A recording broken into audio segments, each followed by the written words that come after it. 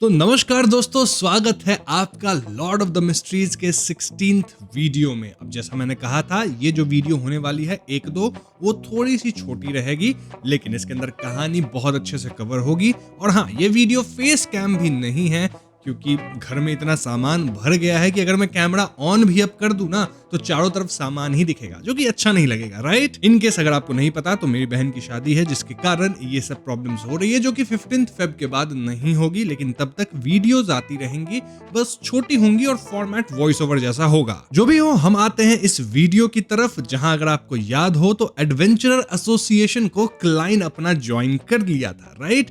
And वहां काफी चीजें हुई थी पिछली वीडियो के अंदर, और कहानी ठीक वहीं से शुरू होगी। तो एडवेंचरर एसोसिएशन का जो एक लीडर था, बिल्ट नामक बंदा, जो कि 2nd फ्लोर पे रहता है स्वीट लेमन बार के, वो कुछ तो बात कर रहा था, राइट, किसी इंपॉर्टेंट फिगर के बारे में, कि उससे रिलेटेड कुछ तो काम था बिल्ट को। उन चीजों की खुलासा जो भी है वो इस वीडियो के अंदर होगा। सबसे पहले हम एक सोथहोथ नामक बंदे को देखते हैं, जो कि यहाँ बिल्ट से मिलने आता है, और वो ईस्ट फ्रंट पे गया हुआ था, वहां से रिटर्न किया है। और हम समझ पाते हैं कि ये जो सोथहोथ नामक बंदा है वो एक्चुअली में बिल्ट का असिस्टेंट है और एडवेंचरर एसोसिएशन का एक बहुत ही इंपॉर्टेंट मेंबर है। सोथहोथ आके देखता है कि बिल्ट थोड़ा सा चिंतित लग रहा है, एंड सोथहोथ तुरंत समझ जाता है कि बिल्ट के साथ कुछ तो हुआ है जिस कारण से वो चिंतित है। तो सोथहोथ बिल्ट से पूछता है कि भैया आखिर हुआ क्या, तुम इतने चिंतित क्यों दिख रहे हो। एंड बिल्ट वाज लाइक कि वो जो हमारा काम था ना, वो शायद फेल होने वाला है, और अगर ये काम फेल हो जाता है तो हम उस इंपॉर्टेंट फिगर को किस तरह से जवाब दे पाएंगे। खैर, ये बात छोड़ो, बहुत टेंशन वाली है। अब बिल्ट यहाँ सोथहोथ से पूछता है कि तुम ईस्टर्न फ्रंट पे गए थे ना, तो वहां क्या किसी तरह की चेंजेस हैं। सोथहोथ बताता है कि सब कुछ अभी भी वैसा ही है जैसा पहले था। पायरेट्स अभी भी हर उस शिप के पीछे पड़े हैं जिसे वो प्लंडर कर सकते हैं। इनफैक्ट वो तो एक दूसरे को भी टारगेट करने लग गए हैं। नेवी सिर्फ अलग अलग कॉलोनियल पोस्ट्स को गार्ड कर पा रही है, और रिलेटिवली इंपॉर्टेंट शिप्स को प्रोटेक्ट करते हुए वो बेयरली सी रूट्स पर स्मूथ पैसेज मेंटेन कर पा रहे हैं। अक्सर वहां सी बैटल्स होती रहती हैं, जिसमें कभी कभी दोनों साइड्स को विक्ट्री मिलती है। अब सोथहोथ बताता है कि यहाँ एक और खास न्यूज है। ये खास न्यूज ये थी कि वाइस एडमिरल एलमेंट है ना, उनके ऊपर वाकई असैसिनेशन अटेम्प्ट किया गया था, और जो उनको मारने का कष्ट उठाया था, मतलब जो ये हमला किया था, वो एक्चुअली में गेरमन स्पैरो था। इनफैक्ट ये जो अटैक हुआ था वो वाइस एडमिरल एलमेंट के शिप ब्लैक डेथ पे ही हुआ था, जो कि अगेन बहुत बड़ी बात है। मतलब किसी के टेरिटरी में घुस के उस पे हमला करना, ये काम गेरमन स्पैरो का है। नाउ ये सुन के बिल्ट की आंख चौंधिया जाती है, चमक उठती है, क्योंकि कल ही रात वो गेरमन स्पैरो से मिला है। हालांकि बिल्ट वाज नॉट श्योर कि वो जिससे मिला है वो गेरमन स्पैरो ही है, क्योंकि वो उसका अपीयरेंस नहीं जानता था। ऐसे में सोथहोथ बहुत सरप्राइज्ड, और वो कहता है कि देखो, रोस्टेड आर्किपेलागो के अंदर जो भी न्यूज़पेपर है वहां गेरमन स्पैरो की फोटोज छपी है। तो वो न्यूज़पेपर लेके फोटो से हम अनुमान लगा सकते हैं कि कल जो बिल्ट से मिला था वो एक्चुअली में गेरमन स्पैरो था या नहीं। वैसे हम व्यूअर्स तो जानते हैं कि वो क्लाइन ही था, जो कि एक्चुअली में बिल्ट से कल रात मिला था। खैर, बिल्ट यहाँ सोथहोथ से पूछता है कि चलो वो तो हम बाद में कंफर्म कर लेंगे कि हमसे मिला कौन था, ये बताओ कि ये गेरमन स्पैरो आखिर वाइस एडमिरल एलमेंट पे किस तरह से अटैक किया, मतलब उसका स्ट्रैटेजी क्या था। और सोथहोथ बताता है कि जितना मुझे पता चला है उस हिसाब से गेरमन स्पैरो अपना हुलिया बदल लिया था, और गेरमन स्पैरो किसी में भी चेंज हो सकता है, किसी का भी शक्ल ले सकता है। अब ये सुनते ही बिल्ट की जो आंखें थी वो चमक उठी थी दोस्तों, क्योंकि बिल्ट के दिमाग में कुछ तो आइडिया था। अब क्या आइडिया है, क्यों बिल्ट इतना खुश हुआ, वो सब आपको अभी तुरंत पता चल जाएगा। उधर क्लाइन की बात की जाए तो वो मिस्टर अजिक को मैसेज लिख दिया है कि वो कहां कहां गया है, क्या सब किया है, मतलब व्हाटएवर उसके साथ हुआ है वो अजिक को रिपोर्ट करता रहता ही है। साथ ही यहाँ पे क्लाइन ये भी लिख दिया था कि उसे एक ऐसा बियॉन्डर आइटम मिल गया है जिससे वो एक्चुअली में बियॉन्डर पावर्स चुरा सकता है किसी और का। नो, क्लाइन लेटर में एक और बात ये लिखा था कि उसे वॉर्म ऑफ टाइम मिला है, जो कि मॉरोडर पाथवे का एक पावरफुल आइटम है, एंड इसका यूज कहीं ना कहीं हो सकता है किसी चीज को क्रिएट करने में, मे बी, या कुछ पावरफुल आइटम बनाने में, बट क्लाइन को पता नहीं है कि इसका इस्तेमाल कैसे किया जाए। तो इन केस अगर मिस्टर अजिक को पता है तो वो प्लीज क्लाइन को बता दें। अब यही सेम क्वेश्चन क्लाइन कहीं ना कहीं विल ऑसेप्टिन से भी पूछ लिया। कैसे पूछा होगा? ऑफ कोर्स वो जो पेपर क्रेन है उसको अनफोल्ड किया, उसमें जो पहले पेंसिल से लिखा था उसे मिटाया, एंड देन ये नया क्वेश्चन लिख दिया। वैसे ये पेपर क्रेन बार बार फोल्ड करना, अनफोल्ड करना, मिटाना, वापस नई बात लिखना, भैया ऐसे तो फट जाएगा ना ये पेपर। तो फिर ये विल ऑसेप्टिन से बात कैसे कर पाएगा? एक बात तो तय है कि भैया ये पेपर क्रेन जो है वो अब बहुत ज्यादा बार चीजें नहीं लिख सकता, कुछ ही टाइम्स लिखेगा फिर पेपर फट जाएगा। तो हाँ, ये भी क्लाइंट को सोचना है कि आगे वो विल ऑसेप्टिन से कैसे बात कर पाएगा। फ्यू मोर ट्राइज ओके, लेकिन बाद का फ्यूचर का क्या। एक और बात यह कि लास्ट वीडियो में आपने देखा था कि ट्रू क्रिएटर का एक बंदा एक्चुअली में क्लाइंट पे अटैक करने आया था। वो तो भला हो उस डाई ऑफ प्रोबेबिलिटी का जिसको क्लाइंट डरा के रखा था, जिस कारण से वो बंदा एक्चुअली में क्लाइंट पे हमला कर नहीं पाया। भैया वो डेमीगॉड लेवल का होगा बंदा, है कि नहीं? तो क्लाइंट को भैया ये भी ध्यान में रखना है कि मैं फिर से उस बंदे से ना टकरा जाऊं, क्योंकि ग्रे फॉग का जो ऑरा है, अगर उसे ट्रू क्रिएटर सेंस किया तो वो फिर से अपने बंदे को भेजेगा क्लाइंट के पीछे। तो क्लाइंट को इस चीज को लेके भी बहुत ही ज्यादा सिक्योर रहना पड़ेगा। खैर, तो क्लाइंट जिस होटल यानी इन में रुका था वहां से कैरेज लेके निकलता है और वो माउंट सेंट ड्रेको पे जाता है। क्यों?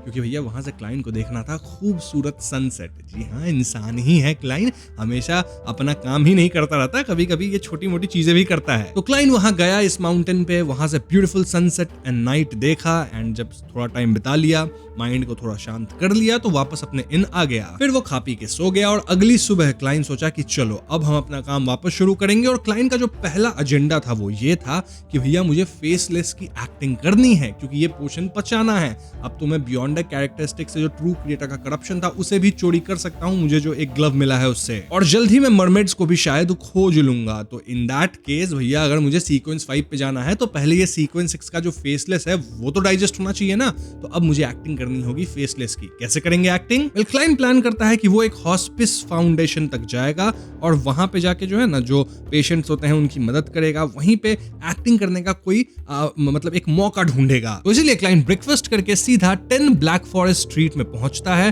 और वो ओरावी हॉस्पिस फाउंडेशन में एंटर करता है। ये बेसिकली एक चैरिटी ऑर्गेनाइजेशन है जो कि चर्च ऑफ एवनाइट गॉडेस द्वारा चलाया जाता है। क्लाइंट वहां रिसेप्शन पे गया, एक जॉन नाम की वहां रिसेप्शनिस्ट थी, उससे कहता है कि भैया मुझे करना है वॉलंटियर वर्क, तो कुछ अगर है तो बताओ। देखो, हॉस्पिस के अंदर क्लाइंट गया है तो वहां ऐसे पेशेंट्स क्लाइंट को मिल ही जाएंगे जो कि खत्म हो रहे होंगे, तो उनकी क्लाइंट मदद करेगा। हो सकता है उनका ही रूप ले ले या उनके किसी लव्ड वन का, उनका जो लास्ट इच्छा होगा वैसा कुछ काम करेगा। मतलब इस तरह का ही क्लाइंट का प्लान था, ताकि वो अपने फेसलेस पावर्स को यूज करे, उस पोशन को डाइजेस्ट कर सके चेहरा बदल के। लेकिन क्लाइंट को यह बात नहीं पता था कि एज गेरमन स्पैरो एक्चुअली में क्लाइंट बहुत ज्यादा फेमस हो चुका है, क्योंकि जो लेडी थी रिसेप्शनिस्ट थी वो एक्चुअली में क्लाइंट को देख के डर गई।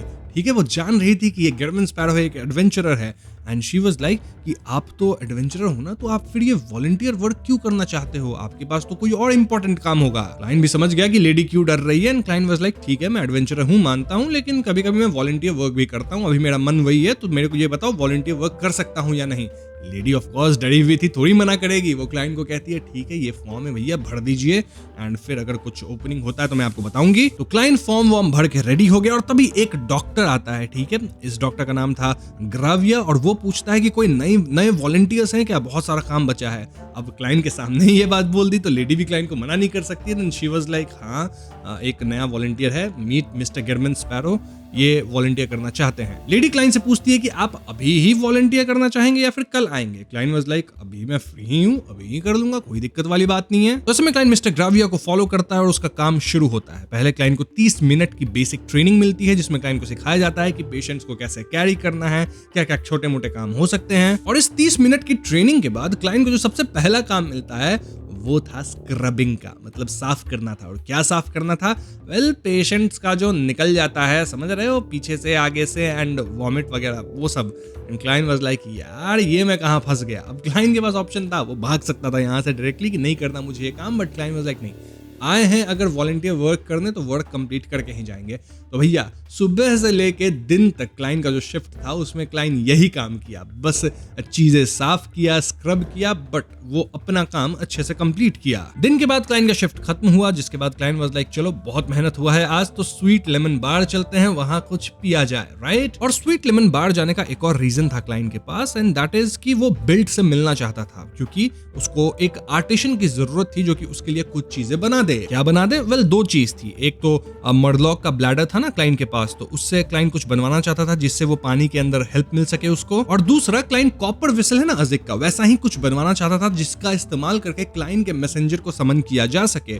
मतलब हमेशा ऐसा नहीं होना चाहिए कि रिचुअल करो फिर मैसेंजर के लाइंस चैंट करो, वो सब दूसरे के लिए सही है, लेकिन क्लाइंट को खुद अपने मैसेंजर को बुलाना है तो कुछ कॉपर विसल जैसा होना चाहिए। तो यही दो चीज उसे आर्टिसान से बनवानी थी। वहां क्लाइंट पहुंच गया स्वीट लेमन बार में, वहां पे थोड़ा पिया वगैरह, फिर बारटेंडर से पूछा कि मुझे बेल्ट कहाँ मिलेगा। बारटेंडर वाज लाइक कि सेकंड फ्लोर पे जाओ, बॉडीगार्ड्स होंगे, लेकिन अगर तुम एडवेंचर एसोसिएशन को ज्वाइन कर लियो हो तो वो तुम्हें रोकेंगे नहीं और वहीं तुम्हें बेल्ट भी मिल जाएगा। तो ऐसे में क्लाइंट ऊपर गया एंड चूंकि वो ज्वाइन कर चुका है एडवेंचर एसोसिएशन तो उसे कोई रोका नहीं, तो वहां क्लाइंट जाके मिलता है बेल्ट से एंड बेल्ट वाज लाइक चलो चलो तुम्हारा ही वेट कर रहा था, come here mister Girman Sparrow, ये मिलिए मेरे असिस्टेंट से जिनका नाम है Sothoth, he is a very good person. Client इनसे मिला एंड देन क्लाइंट सीधा सीधा अपना पॉइंट रखा कि देखो भैया मुझे जरूरत है एक आर्टिसान की। एंड बेल्ट वाज लाइक मैं एक आर्टिसान को जानता हूं लेकिन वो डायरेक्टली किसी से नहीं मिलता, वो अपनी सेफ्टी को लेकर बहुत कंसर्न्ड है, मैं उससे मिल सकता हूं तो I can act as a middle man, मतलब क्लाइंट को जो कुछ भी बनवाना है वो बेल्ट को बोल दे, बेल्ट बनवा के क्लाइंट को दे देगा। अब क्लाइंट सीधा वो कॉपर विसल जैसा कुछ बनवाना नहीं चाहता था क्योंकि वो पहले टेस्ट करना चाहता था कि आर्टिसान कैसा काम करता है। देन सो इसीलिए क्लाइंट वाज लाइक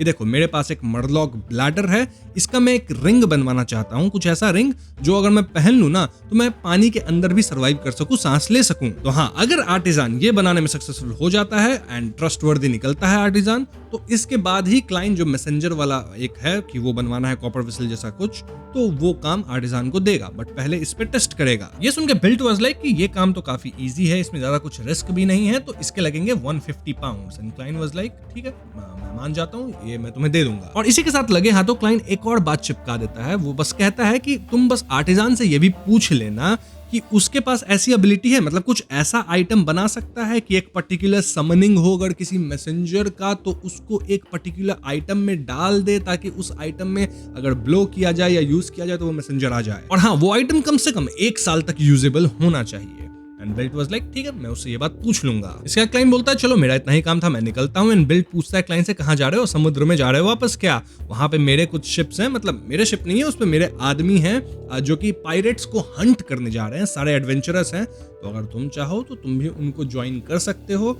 अच्छा रहेगा तुम्हारे लिए। एंड क्लाइंट कुछ इसका रिप्लाई नहीं किया, विच मीन्स कि क्लाइंट इसके लिए रेडी नहीं था, काइंड ऑफ रिजेक्शन। और फिर क्लाइंट यहाँ से निकल लेता है। अब क्लाइंट यानी कि गिरमन स्पैरो के जाते सॉथॉथ बेल्ट को याद दिलाता है कि बेल्ट का जो काम था ना एक इंपॉर्टेंट फिगर से लेके, वेल वो डे आफ्टर टुमारो वो इंपॉर्टेंट फिगर आ रहा है और बेल्ट को तब तक ही डिसीजन लेना होगा कि वो गिरमन स्पैरो को इस काम के लिए ट्रस्ट करे या नहीं। बेसिकली इनके पास यहाँ 2 ऑप्शन था। पहला ऑप्शन कि गिरमन स्पैरो को ट्रस्ट करके ये मिशन उसे असाइन कर दिया जाए एंड देखा जाए आगे क्या होता है, या दूसरा ऑप्शन यही था कि इन्हें ओरावी तुरंत छोड़ के भागना होगा, यहाँ इनके पास जो कैश है ज्वेलरीज है सब लेके भाग जाओ, क्योंकि वो इंपॉर्टेंट फिगर जिसको इन्होंने वादा किया था कि ये लोग काम करके देंगे, अगर नहीं करते हैं काम तो भैया वो जो है आदमी इतना स्ट्रांग तो है कि इन लोगों को वाइप आउट कर देगा इस जगह से। तो अब समझ जाओ वो कितना स्ट्रांग हो सकता है आदमी और काम क्या हो सकता है। एनीवेज आपको काम पता चल ही जाएगा अभी। अब बेल्ट सोचता है कि अगर यहाँ से हम भागते हैं तो वापस हमारी जिंदगी जो है ना पायरेट और एडवेंचरर जैसी हो जाएगी। मतलब बेल्ट पहले फियरलेस था, पायरेट जैसा था, लेकिन अब वो वैसा रहा नहीं, उसको थोड़ी सी चिल स्टेबल लाइफ चाहिए। तो भैया एक ही मौका है, जर्मन स्पैरो को ही पकड़ो और उसको ही बोलो कि भैया हमारा एक मिशन है, कंप्लीट कर दो। सो यस, ये लोग डिसाइड कर लिए थे कि ये लोग जर्मन स्पैरो से ही इस मिशन के बारे में पूछने वाले हैं। वहीं अगर क्लाइंट की बात की जाए तो वो बाहर से जस्ट निकला था, कैरेज में बैठा था, जा ही रहा था कि तभी उसके सामने सॉथॉथ आता है जो कि एकदम जंप करके आता है। अब इस तरह से जब भी कोई आपको इंटरसेप्ट करता है तो क्लाइंट वाज लाइक जरूर कुछ लफड़ा हुआ है, या तो बेल्ट खत्म हो गया या तो कुछ और हुआ है, इन लोगों को मेरे पे शक हो गया और अब यहाँ लड़ाई शुरू हो जाएगी। क्लाइंट भी रेडी था कि अगर लड़ाई होगी तो आज बेल्ट और सॉथॉथ दोनों को निपटा ही देंगे और इनका बाउंटी भी उठा लेंगे। लेकिन भैया सॉथॉथ सीधा आता है, गिरमन स्पैरो को कहता है कि मिस्टर स्पैरो हमारे पास आपके लिए एक मिशन है, क्या आप मिशन को लेने के लिए तैयार हैं? क्लाइंट थोड़ा चिल किया कि चलो लड़ाई नहीं हो रही यहाँ तो बात कर लेते हैं। तो क्लाइंट कहता है कि देखो भैया मैं अभी लेटली फ्री हूँ नहीं, तो जरूरी नहीं है मैं मिशन ले लूं। इस पे सॉथॉथ वाज लाइक कि बस आप सुन लो मिशन क्या है, नहीं लेना हो तो कोई बात नहीं है, प्रॉब्लम सुन लो एक बार। क्लाइंट वाज लाइक 5 मिनट है तेरे पास, उसमें तुमको जो बोलना है बोल लो, और तुम जो इतना मिनट चिट चैट करके निकाले हो ना इसमें तुम्हारे कुछ सेकंड्स चले गए हैं, तो अब तुम्हारे पास 3 मिनट 12 सेकंड बचा है, जो बोलना है बोल लो, मन होगा तो मैं एक्सेप्ट करूंगा मिशन। सॉथॉथ वाज लाइक इतना मिनट मेरे लिए काफी है, मैं आपको बताता हूँ मिशन क्या है। सबसे पहले सॉथॉथ क्लाइंट से पूछता है कि क्या आप अपना शक्ल यानी भेष बदल सकते हैं? क्लाइंट कहा हाँ तुम कह सकते हो कि मैं अपना भेष बदल सकता हूँ। और मन ही मन क्लाइंट सोच रहा है कि मेरे बारे में इतना फैला कौन रहा है कि गिरमिन स्पैरो अपना रूप बदल सकता है। मेरा नाम क्या इतना हो गया है? क्या मैं ट्रेसी पे हमला किया था, ये खबर इतनी फैल गई और सब लोग जान गए कि मैं भेस बदल के वहां गया था? Because this is a problematic thing. इससे कई बियॉन्डर्स जो कि ऊपर लेवल के होंगे उनको समझ आ जाएगा कि क्लाइंट एक्चुअली में एक फेसलेस है। जो भी हो, यहाँ पे सोथोथ बताता है कि वो लोग एक इंपॉर्टेंट फिगर की मदद करने वाले थे, मतलब उसका रूप लेके उसकी जगह रहने वाले थे। मतलब वो इंपॉर्टेंट फिगर जो है वो कहीं जा रहा है काम से, लेकिन वो इस जगह से जा नहीं सकता, तो उसकी जगह पे उसका रूप लेके लोगों को रहना होगा। ये चाहता है इंपॉर्टेंट फिगर, ठीक है, यही काम हम करने वाले थे। अब वो इंपॉर्टेंट फिगर जा क्यों रहा है? वेल, उस इंपॉर्टेंट फिगर को इंडिपेंडेंटली एक सीक्रेट मैटर हैंडल करना है जिसके बारे में वो नहीं चाहते कि किसी और को पता चले। इसीलिए उन्हें एक स्टैंड इन की जरूरत है जो उनके डेली अफेयर संभाल सके, उनका रूप लेके रह सके। वो पर्सन अलग अलग गेस्ट से मिलेगा और उनकी मिस्ट्रेस के साथ सोशलाइज करेगा बिना किसी को शक होने दिए। उन्हें वापस आने में 3 से 5 दिन लगेंगे। अब ये काम दिया गया था इन लोगों को, मतलब बिल्ट को, सोथोथ को, और इन लोगों ने एक ऐसा बंदा ढूंढ भी लिया था जो बिल्कुल उनकी तरह दिखता था, वो जो इंपॉर्टेंट फिगर है उसकी तरह। ये लोग काफी वक्त से उस बंदे को ट्रेन कर रहे थे ताकि ये बंदा जो है वो इंपॉर्टेंट फिगर की तरह अपना पोस्चर बना ले, उनकी तरह अपना एक्सेंट बना ले, और समझ रहे हो, मतलब एक तरह से उनकी तरह एक्ट कर सके। और ये बात उस इंपॉर्टेंट फिगर को भी पता था कि एक बंदा ऐसा ट्रेन हो रहा है जो कि मेरी तरह दिखता है, मेरी तरह ही एक्ट करेगा and everything will be okay. वो भी इस बात को ओके कर दिए थे। लेकिन वो जो ट्रैम्प था बंदा, बेसिकली वो पता नहीं कल ओवर ईटिंग कर लिया और रात को अचानक से खत्म ही हो गया। मतलब समझ रहे हो, ठीक ठाक बंदा था, घूम फिर रहा था, एक्टिंग कर रहा था, सब कुछ रेडी था, एक दिन अचानक से इतना खा लिया कि खत्म ही हो गया। अब वो इंपॉर्टेंट फिगर 1-2 दिन के अंदर अपना ऑपरेशन शुरू करने वाले हैं और इनके पास उनको देने के लिए कोई इंसान है ही नहीं, कोई हमशक्ल ये लोग इतनी कम टाइम में ढूंढ भी नहीं सकते, एक्टिंग भी नहीं करवा सकते। इसीलिए इन्हें चाहिए गिरमिन स्पैरो की मदद कि गिरमिन स्पैरो उनका रूप लेके 4-5 दिन तक उनकी जगह पे रहे। ये सुन के क्लाइंट वाज लाइक, देख भाई, मिशन तो कुछ खास नहीं है, मेरे को ठीक ही लग रहा है, मैं कर भी सकता हूँ, बट प्रॉब्लम ये है कि मुझे रूप लेना है किसी इंपॉर्टेंट फिगर का, तो क्या इसके अंदर कुछ डेंजरस हो सकता है? एंड सोथोथ कहता है नहीं, कुछ डेंजर नहीं है। अगर आप पकड़े नहीं गए ना तो कोई डेंजर नहीं आएगा 3 से 5 दिन तक जब आपको रहना है, तो सोच लो क्या आप करना चाहोगे। और हाँ, क्योंकि वो बहुत इंपॉर्टेंट फिगर है तो कोई उसको क्वेश्चन भी नहीं करेगा। अगर आपसे ज्यादा सवाल किया जाए सीधा उल्टा जवाब दे दो, कुछ भी कि मेरे से सब मत पूछो, कोई डेयर नहीं करेगा आपसे दोबारा क्वेश्चन पूछने के लिए। एंड आप इतने बड़े पोस्ट पे हो, वो इंपॉर्टेंट फिगर जो है, तो कोई उसको असैसिनेट भी करना चाहेगा नहीं, उसके अराउंड इतनी प्रोटेक्शन है। और हाँ, इसके लिए पेमेंट क्लाइंट को मिलेगी 1000 पाउंड। साथ ही में बिल्ट जो है उस आर्टिसान से 3 चीजें क्लाइंट के लिए फ्री में बनवा देगा, मतलब जो भी चार्ज लगेगा वो बिल्ट खुद ही पे करेगा। तो क्लाइंट ये सब सुन लेता है, बोलता है शाम तक मैं जवाब दूंगा कि मैं ये करूंगा कि नहीं ये mission. And he was like okay. वहीं दूसरी तरफ सीन आती है विलियम स्ट्रीट पे। याद है ना विलियम स्ट्रीट, बैकलैंड के अंदर, जहां पे फोर्स कर रही थी, मतलब जहां फोर्स रिपोर्ट की थी कि कुछ तो खलबली मच रही है, राइट? तो वहां पे एक 2 मीटर लंबा आदमी होता है जो कि फेसैक का लग रहा था और वो कुछ क्लूज सर्च कर रहा था, और उसी वक्त उसका स्पिरिचुअल परसेप्शन जो था वो ट्रिगर हुआ। तभी उसके अराउंड चारों तरफ लाइट की एकदम रोशनी आ गई, वो खुद लाइट से सराउंड हो गया एज इफ सन निकल गया हो। एंड इट वाज क्लियर कि ये जो भी एक्टिविटीज थी वो सुपरनैचुरल थी। ऐसे में वो आदमी सोचता है कि इंडीड कि सॉरेन फैमिली के जो लोग हैं ना, वो लोग अपने इन लोगों को यहाँ पे भेजे हैं। ये बंदा देखता है कि नाइट हॉक्स रूफ टॉप से अपनी पैटर्न्ड गन्स उस पे ताने हुए हैं और आसपास के लोगों को कुछ पता ही नहीं चला। वहां बैकलैंड के दोनों बड़े आर्च बिशप्स होरामिक और सेंट एंथनी भी मौजूद थे। साथ ही सॉरेन फैमिली के मेंबर्स ऑफ फेसेक स्पाइस ने तुरंत अपने हाथ खड़े कर दिए और सरेंडर करने का फैसला किया। सबको पता था कि रेजिस्ट करने का मतलब मौत है, जबकि सरेंडर करके शायद वापस भेजे जाने का एक मौका मिल जाए। हाँ, यहाँ जो सॉरेन एंड फेसेक का जो भी चल रहा था, इनको कहीं ना कहीं नाइट हॉक्स वाले एंड मशीनरी वाले जो हैं, स्टीम एंड मशीनरी वाले, वो लोग पकड़ चुके हैं। अब कौन है ये लोग, क्या हो रहा है, वो सब आपको आगे क्लियर होगा। फॉर नाउ अगर हम क्लाइंट पे आते हैं तो शाम को क्लाइंट जाके मिलता है बिल्ट से एंड वो अग्री कर जाता है कि ठीक है भैया, मैं आपका मिशन कर रहा हूँ, लेकिन पहले मेरे को चाहिए एडवांस पेमेंट 500 पाउंड का। बोलता है भाई अपना बिल्ट कि ठीक है मैं दे दूंगा तुम्हें, क्योंकि बिल्ट के पास कोई और ऑप्शन है भी नहीं देखा जाए तो फाइनली क्लाइंट पूछ ही लेता है कि भैया मुझे भेस किसका लेना है, किसका रूप लेना है। एंड बिल्ट बताता है कि वो इस किंगडम के हाईएस्ट रैंकिंग नेवी कमांडर हैं ऑफ द सेंट्रल सोनिया सी, वो हैं हिज एक्सेलेंसी एडमिरल एमरियस रिवेल्ट। जी हाँ दोस्तों, एमरियस रिवेल्ट जो कि एक एक्चुअल में डेमी गॉड है। उनका रूप क्लाइन को लेना है यहाँ पे। एंड जैसा मैंने बताया वो कितने हाई रैंक पे हैं, तो क्लाइन वाज लाइक ठीक है, मिशन थोड़ा मजेदार तो है। वैसे क्लाइन के मन में एक शक था कि भैया वो डेमीगॉड है, उसके पास डेमीगॉड पावर्स होगी, अगर मुझे पावर्स दिखाने का मौका आया तो मैं डेमीगॉड के पावर्स कैसे दिखा पाऊंगा, मतलब प्रॉब्लम नहीं हो जाएगी।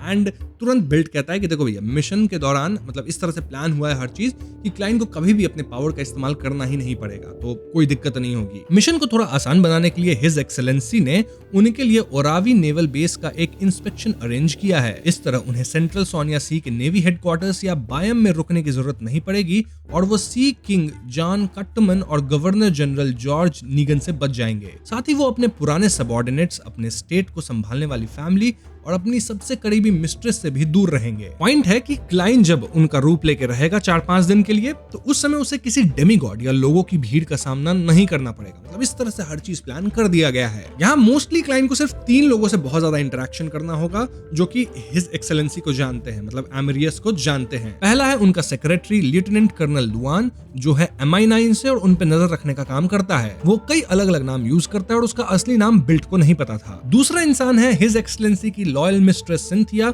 जो एक खूबसूरत लेडी हैं और कहा जाता है कि उनके पूर्वज एक नोबेल थे जिन्हें एग्जाइल कर दिया गया था। देन तीसरा पर्सन ओरावी का गवर्नर जनरल एस्टन रीवेल्ट है, जो हिज एक्सेलेंसी का सबसे छोटा भाई है और हाउस ऑफ द लॉर्ड्स के अर्ल रियवेल्ट इनके बड़े भाई हैं। तो क्लाइन ये सब सुनता है एंड ही वाज लाइक ठीक है, वो सब छोड़ो, मुझे एमरियस रियवेल्ट के बारे में डिटेल्ड इन्फॉर्मेशन दो ताकि मैं उनका रूप ले सकूं। इस पे बिल्ट वाज लाइक हमने सब कुछ पहले से ही प्रिपेयर कर लिया है। देखो भैया ये उनकी फोटोग्राफ है और इसमें उनकी बॉडी पर मौजूद किसी भी यूनिक निशान की डिटेल्स भी दे दी गई हैं। इसमें उनके एक्सेंट की खासियत और वो कॉमन वर्ड्स है जो अक्सर यूज करते हैं वो सब लिखा हुआ है। देन अलग अलग मामलों पे उनका रिएक्शन और एटीट्यूड कैसा होता है वो भी यहाँ लिखा हुआ है। साथ ही लुआन, सिंथिया और एस्टन के साथ उनकी इंटरेक्शंस की पूरी डिटेल्ड इन्फॉर्मेशन भी यहाँ मिल जाएगी, मतलब वो किस टोन में उनसे बात करते हैं ताकि क्लाइन को भी समझ में आ जाए। अब क्लाइन ये सब इन्फॉर्मेशन लेता है और कुछ सेकंड्स के अंदर ही एमरियस में बदल जाता है, जिसे देख के एवरीवन वाज शॉक्ड। उनको लगता है भाई चलो हमारा मिशन फाइनली हो जाएगा। Just that built was like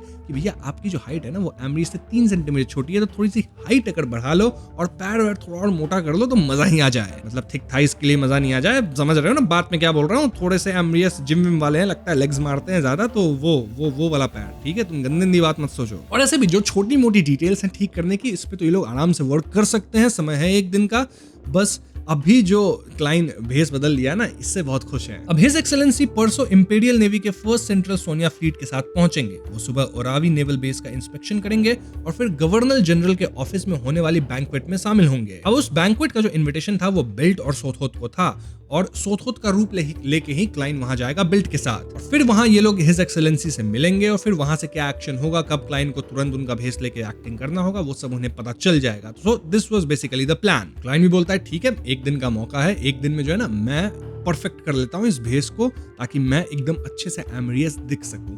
तो हाँ, क्लाइन अब अग्री कर गया है मिशन के लिए। लेकिन अब हम चलते हैं विलियम स्ट्रीट पे वापस से, ठीक है, क्योंकि वहां हो रहा था कांड। याद है ना, 2 साइड से लोग थे, फेजैक वाले, सॉरेन फैमिली वाले, और दोनों साइड का जो डिस्क्रिप्शन था वो बेसिकली यूनिफॉर्म था कि वो लोग क्यों यहाँ आए हैं। देखो हम सब जानते हैं कि इस स्ट्रीट के नीचे 4th इपॉक की टूडोर डायनेस्टी के रूइंस हैं। इसका एंट्रेंस वहीं अबैंडन चैपल है और अभी तक किसी को नहीं पता कि कोई और एंट्रेंस है या नहीं। अब इस जगह पे दोस्तों लेनर्ड भी था और वो ओल्ड मैन जो है ना उसके साथ जो पैरासाइट रहता है उससे पूछता है कि तुम्हारा इस बारे में क्या ख्याल है। वो ओल्ड मैन कहता है कि देखो भैया, टूडोर फैमिली की सिर्फ एक ही रूइन बैकलैंड में हो ऐसा तो इम्पॉसिबल है। जस्ट दैट इन लोगों को पता नहीं है, इनको लगता है एक ही है, लेकिन एक से ज्यादा है, ये मैं श्योरिटी से कह सकता हूँ। अगर मेरी थ्योरी सही है तो ये रूइन शायद टूडोर और ट्रूनसोएस्ट यूनाइटेड एम्पायर का है। जब सोलोमन एम्पायर पहली बार डिस्ट्रॉय हुई थी तब उसकी जगह टूडोर ट्रूनसोएस्ट यूनाइटेड एम्पायर ने ली थी और उसके डबल काउंसिल पूरे नदर्न कंटिनेंट पे राज करते थे। अंडरग्राउंड रूइंस में लेफ्ट साइड पे 41 और राइट साइड पे 40 उल्टे कैंडल स्टिक्स होने चाहिए।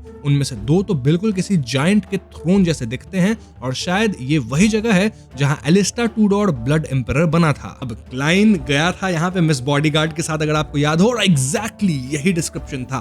तो भैया ये जो लेनर्ड के साथ बुड्ढा है ना उसके कंधा पे बैठा हुआ, भैया वो है काम का आदमी, ठीक है, उसको नॉलेज बहुत है। एंड जैसा हम जानते हैं वो अपने टाइम पे एंजल भी था, अभी भी शायद एंजल ही होगा, बट उसके साथ एग्जैक्टली क्या हुआ है वो तो आपको आगे पता चलेगा ही धीरे धीरे।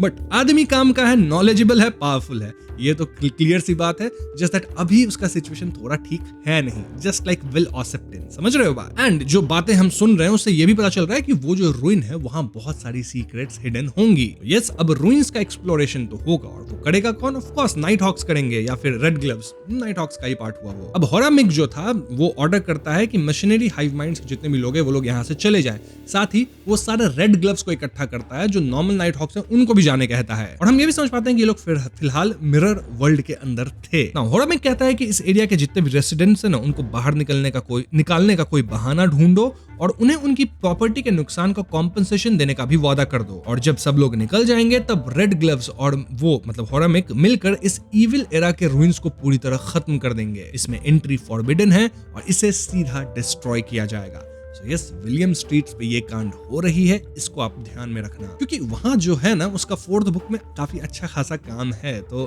ठीक है, समझ रहे होगे, ये सब चीज याद रखोगे थोड़ा, तो 4th बुक जब हम शुरू करेंगे वहां आपको काफी हेल्प होगा। वहीं क्लाइन की बात की जाए तो समय आ गया है, 7:30 में बैंक्वेट बॉल का टाइम है और वहां ओरावी गवर्नर जनरल के ऑफिस में क्लाइन पहुंचा है सोथ-होथ बन के बेल्ट के साथ। अब वहां क्लाइन पहुंचते देखता है, भैया यहाँ तो मस्त खाना एकदम चारों तरफ लगा हुआ है। क्लाइन तुरंत प्लेट उठाया, भर लिया प्लेट के अंदर खाना, लेकिन तभी बेल्ट आया बगल से, बोलता है अबे यार एक्ट कर, ढंग से एक्ट कर, इतना खाना भर लिया है, खाना वाना मत खाओ, क्योंकि तुमको ध्यान देना है कि भैया हमारे जो हाई रैंकिंग पर्सन है, हिज एक्सेलेंसी, वो कैसे एक्ट कर रहे हैं उस पे ध्यान दो। देखो वहां दिख रहे हैं, उन पे ध्यान दो, ठीक है। तुम खाना भर लिए, थोड़ा थोड़ा बस वाइन पियो, और वाइन भी ज्यादा मत पी लेना, इतना नहीं कि टल्ली हो जाए, ठीक है।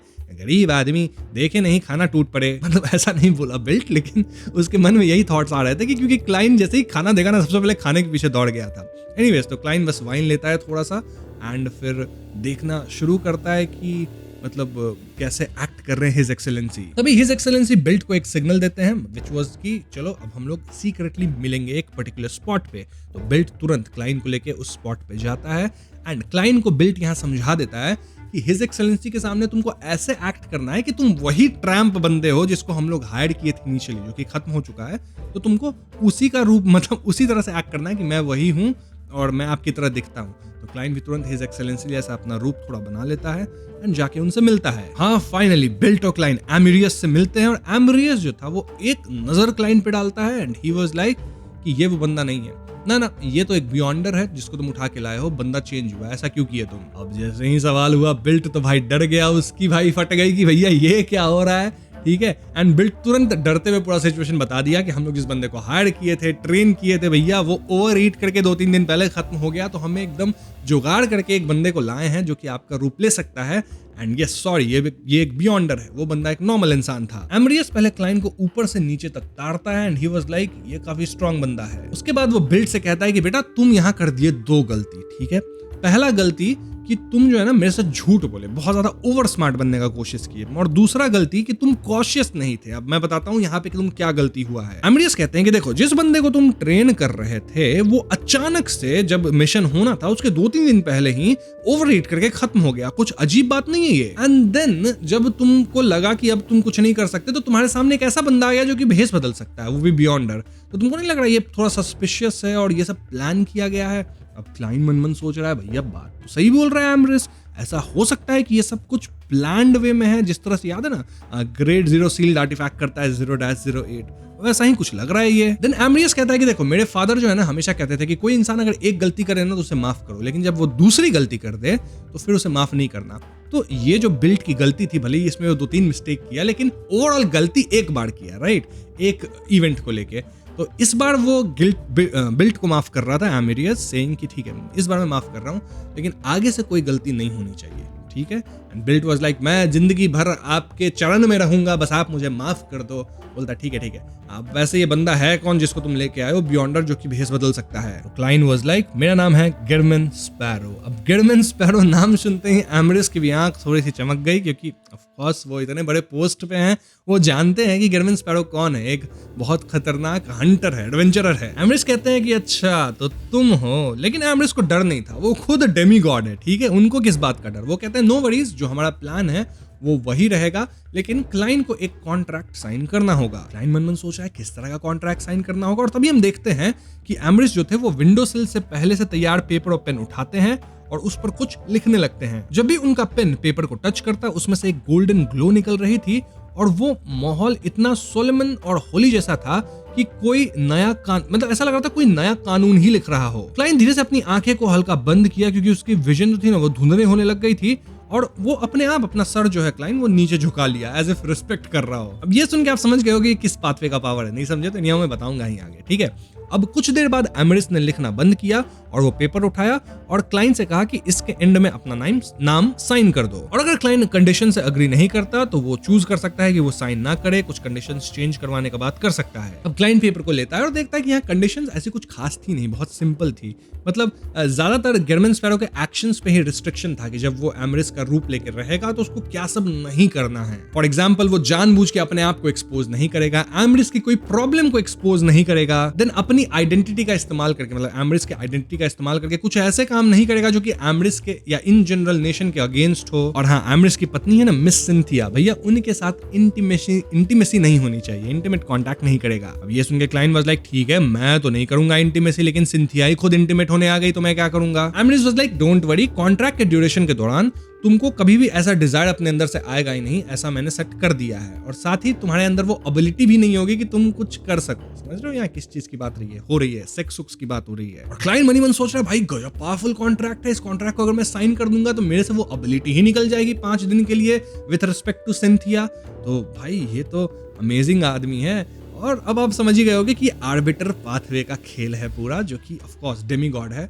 जो भी अपना एमरिस है वो सीक्वेंस 4 पे हो सकता है। और ये कॉन्ट्रैक्ट जो था वो 5 दिन का था, यानी एमरिस जहां भी जा रहा है वहां उसे 3 से 5 दिन लगने वाले थे, तो मैक्सिमम लिख दिया है यहाँ। क्लाइंट भी पेपर को साइन किया क्योंकि कॉन्ट्रैक्ट में ऐसा कुछ खास था नहीं जिससे क्लाइंट को प्रॉब्लम हो, और साइन करते पेपर वैनिश हुआ, कॉन्ट्रैक्ट हो चुका है साइन, और क्लाइंट को इसी मोमेंट से एमरिस बन के रहना है, मजाक नहीं कर रहा, अब भी सही रहना है, ठीक है। अब क्लाइंट जब साइन किया कॉन्ट्रैक्ट तो एक इनविजिबल और हल्की ग्रे फॉग क्लाइंट के चारों तरफ धीरे से लहरने लगी और उसने अपने ऊपर अजीब सी रिस्ट्रिक्शंस की लेयर्स महसूस की। मतलब क्लाइंट को ऐसा फील हुआ। ये रिस्ट्रिक्शंस तेजी से उसकी बॉडी में घुल गई और उसके स्पिरिट बॉडी और शरीर का हिस्सा बन गई। अब देखो, हम जानते हैं कि क्लाइंट के ऊपर जो ग्रे फॉग का एक लेयर आ गया है, एक ऑरा है, वो बाहर से आने वाली अच्छी या बुरी किस्मत को तो काफी हद तक रोक सकता है, गुड या बैड लक को। पर क्लाइंट जिस कॉन्ट्रैक्ट पे साइन किया है उसके इफेक्ट्स को नहीं रोक सकता फॉर नाउ ग्रे फॉग। और सोच के देखो तो बात सही भी है, मतलब क्लाइंट मैसेंजर के साथ भी एक कॉन्ट्रैक्ट साइन किया है ना, तो अगर ग्रे फॉग इस चीज को फिल्टर आउट कर पाता तो फिर मैसेंजर के साथ भी उसका कॉन्ट्रैक्ट नल एंड वॉइड ही होता है एक तरह से।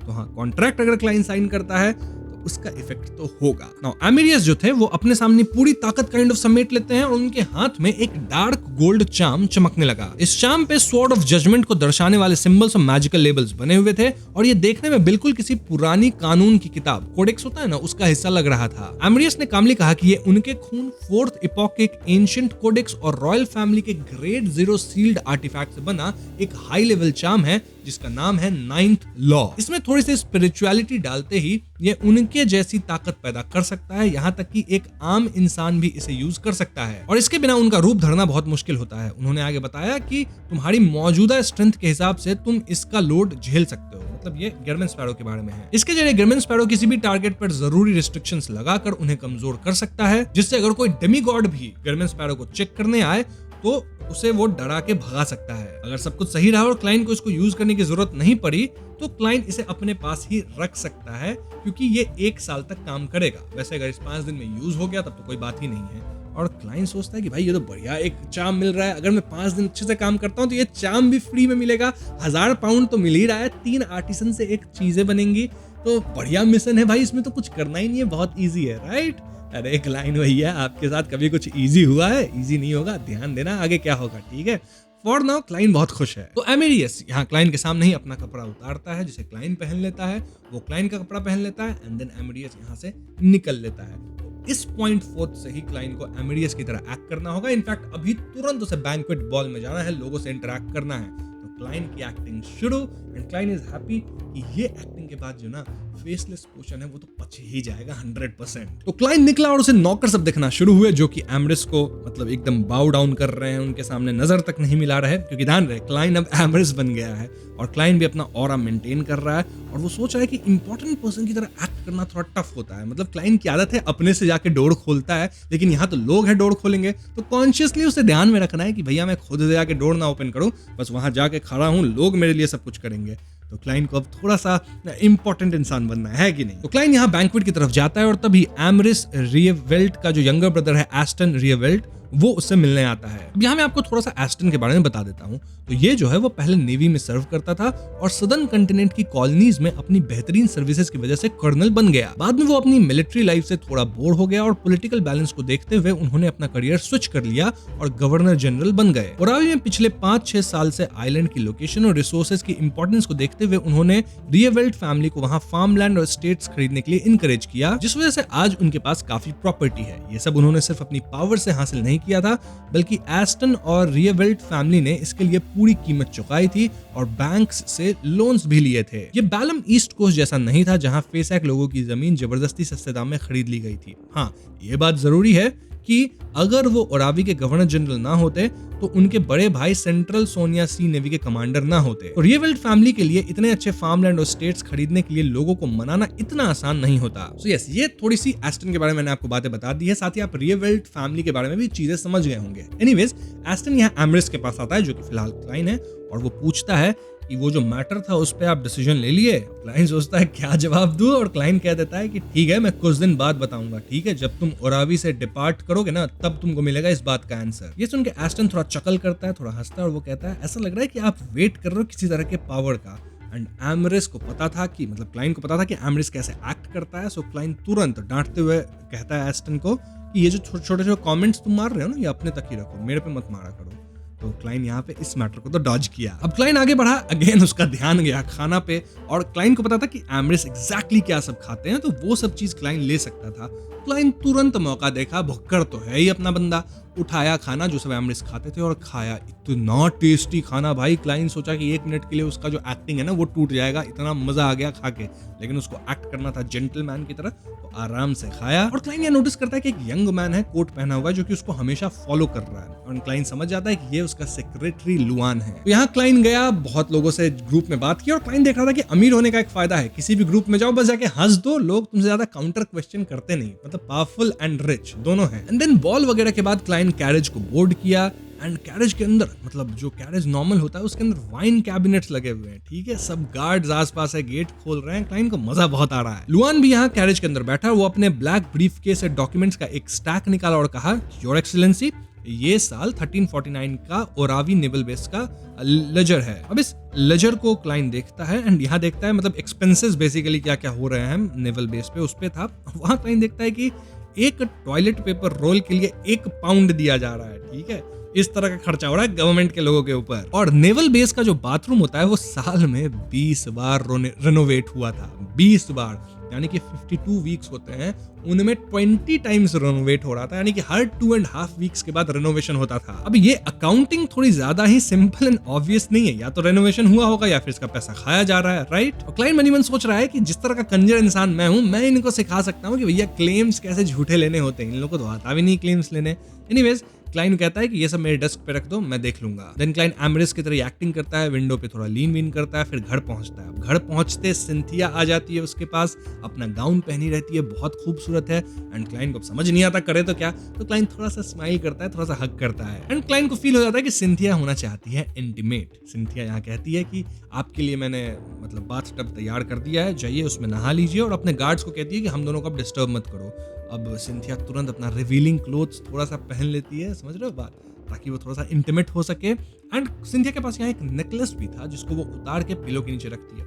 इस नेकलेस को आप याद रखना। ये सब करके सिंथिया तुरंत बाथरूम में जाती है कि चलो अब तो मतलब हिज एक्सेलेंसी नहा रहे होंगे, मैं भी ज्वाइन करती हूँ, ऐसा ही कुछ सोच ही रही थी, लेकिन बाथरूम का डोर लॉक कर चुका है क्लाइन अंदर से। ठीक है, क्लाइन जल्दी से गया बाथरूम में, डोर लॉक किया कि सिंथिया अंदर ना आ जाए। उसके बाद क्लाइन अपना नहाया यहाँ पे आराम से, और इस बात से सिंथिया अपसेट हो गई कि देखो हिज एक्सेलेंसी आए, मेरे को बाहर ही लॉक कर दिए। वहीं क्लाइंट अंदर नहाते हुए बहाना सोच रहा है कि मैं ऐसा क्या बहाना सिंथिया को दूं कि वापस से सिंथिया ऐसा कुछ अटेम्प्ट ना करे अगले 5 दिन तक। हाँ, काम का बहाना मार दूंगा ये कह के कि भैया मैं बाद में हूं ना, बहुत तुम्हें टाइम दूंगा, अभी 5 दिन मेरे को बहुत इंपॉर्टेंट काम है। और इससे शायद सिंथिया इंटीमेट ना हो क्लाइंट से। तो हाँ, क्लाइंट नहा के निकला और सिंथिया अब और भी कपड़े उतार चुकी है उसके सामने। एंड बहुत प्रॉब्लमेटिक बात है ये क्लाइंट के लिए। क्लाइंट वैसे एक बात नोटिस करता है कि देखो वो सब के बारे में पढ़ा था राइट, जब वो प्रिपेयर कर रहा था कि कैसे एक्टिंग करना है, तो सिंथिया का नेचर ऐसा भी नहीं था। तो सिंथिया थोड़ा तो डिफरेंट एक्ट कर रही है, ये क्लाइंट नोटिस कर लेता है। मतलब ऐसा लग रहा था सिंथिया के अंदर पेंट अप डिजायर्स हैं which was very abnormal. But जो भी हो, क्लाइंट यहाँ खुद को कंट्रोल करता है और सिंथिया से कहता है कि मेरे ऑफिस में कॉफी तुम दे दो। एंड सिंथिया को फोरहेड पे किस करता है। ठीक है, इससे मेरे को बहुत गंदा सा एक मीम याद आ गया, बट चलो उस मीम पे बात अपन नहीं करेंगे। जो भी हो, सिंथिया यहाँ एम्बैरस थी कि वो इतना ट्राई हार्ड कर रही थी टू बी इंटीमेट, लेकिन क्लाइंट उसको भाव नहीं दिया। बट क्लाइंट कह देता है कि कमिंग डेज में मैं तुम्हारे साथ बहुत समय बिताऊंगा, बट अभी कुछ इंपॉर्टेंट काम आ गया है जिस कारण से मैं तुम्हारे साथ समय नहीं बिता सकता, तो मैं अपने ऑफिस में ही जाऊंगा। तो सिंथिया थोड़ी डिसअपॉइंट होती है लेकिन ओके बोलती है। तो फाइनली क्लाइंट ऑफिस में गया, एकदम अलोन है और यहाँ आराम से वो रिलैक्स कर सकता है राइट। हाँ, रिलैक्स तो करेगा, लेकिन एक और चीज यहाँ नोटिस करने वाली ये थी कि मास्टर बेडरूम के अंदर सिंथिया जो थी वो तकिए के नीचे से अपना नेकलेस निकालती है और उस उंगली के बराबर काली उंगली के बराबर काली राइनोसोरस की जो हॉर्न जैसी चीज थी ना, उसे जोर से पकड़ लिया। देन वो वहां खड़ी होकर खामोशी से प्रार्थना करने लगी। वो कहने लगी, oh great mother tree of desire, please मुझे और भी ज्यादा एल्योरिंग बना दो, अट्रैक्टिव बना दो, ताकि एडमिरल एम्ब्रियस मुझसे और भी ज्यादा मेस्मराइज हो जाएं और उनसे मुझे एक्सट्रीम प्लेजर मिले और वो मुझे एक बच्चा दे सके।